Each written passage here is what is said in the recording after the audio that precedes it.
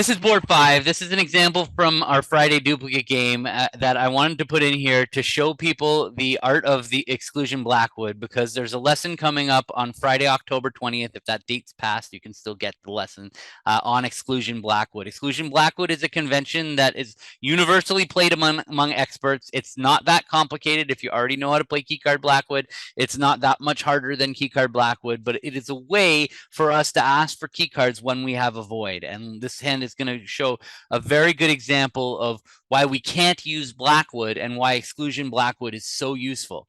So this auction started a spade, pass, 2-no trump, Jacoby. 4-card support, opening hand. North bids 3 clubs to show their short clubs. And now South, when you're evaluating your hand and your partner shows you short clubs, you should be very, very happy about your hand. You only have 1 point wasted in clubs, partner's shortness, and you have a lot of like nice honors, like the ace, king, queen of trumps are amazing. So South should definitely be thinking about cooperating.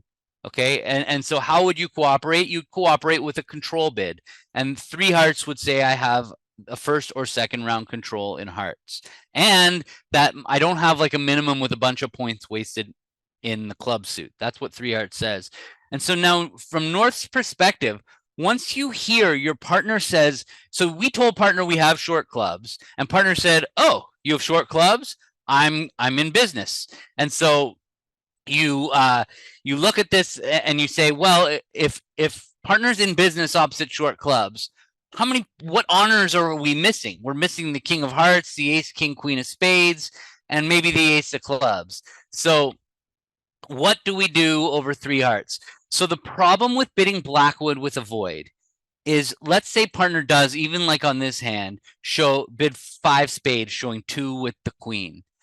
That 2 with the queen could be the ace, king, queen, 4th of spades, like it is right now, and it's perfect, and we're cold for 7 spades.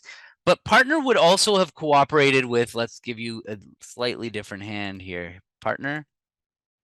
Let's say this was partner's hand. Right, partner still has a pretty nice 14 count with only the ace of clubs wasted in our shortness. And this would still show 2 key cards with the queen. And so that's the problem with bidding Blackwood with a void, is when partner gives you their answer, you don't know whether their number, unless you have all of them, then you obviously know. But when you're missing one, you don't know if the one you're missing is the good one, like in this case, the ace of clubs, or if it's the bad one, like the ace or king of spades. Imagine you bid for no trump, you find out your partner's got 2 with the queen, you jump to 7 spades, and then partner's like, sorry, these are my 2 with the queen, and we're off the ace of trumps, so you bid grand slam.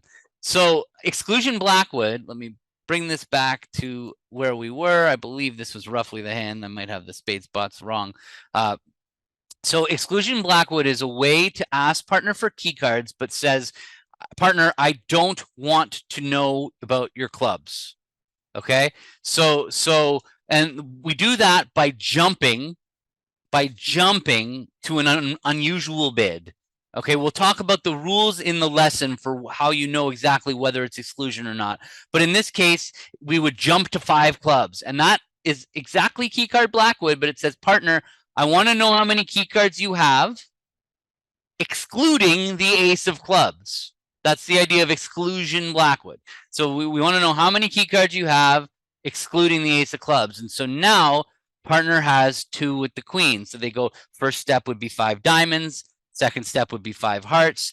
Third step, 2 without, would be 5 spades. 5 no trump would say 2 key cards with the queen of spades. And now partner would look back at the auction and say, well, I know my partner's got the ace, king, queen of spades, and they already made a control bid in hearts. I can bid 7 spades. That's a perfect auction. This is how, this would be a baby hand for expert players. Like it's a hand that everybody in the whole room would be getting right. Even if it's a stiff heart, it's perfectly fine. You're gonna get to rough your losers. It's a perfect grand slam. It's not a stiff heart though. It doesn't rate to be because partner didn't splinter, and it sounds like they have about the values of a splinter. So I would expect it to be the king of hearts. But even if it's a singleton heart, it's going to be no problem. We're just going to make a grand slam. So if you want to learn more about Exclusion Blackwood, Friday, October 20th, 1:15. And if it's already passed, then the lesson is available. And the lesson's going to basically be the first 15 minutes or 20 minutes. I'm going to talk through the convention and the pitfalls of it and what you need to know when you're agreeing with your partner.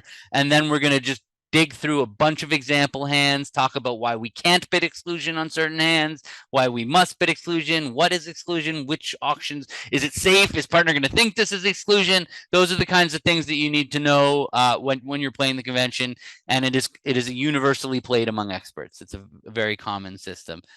All right.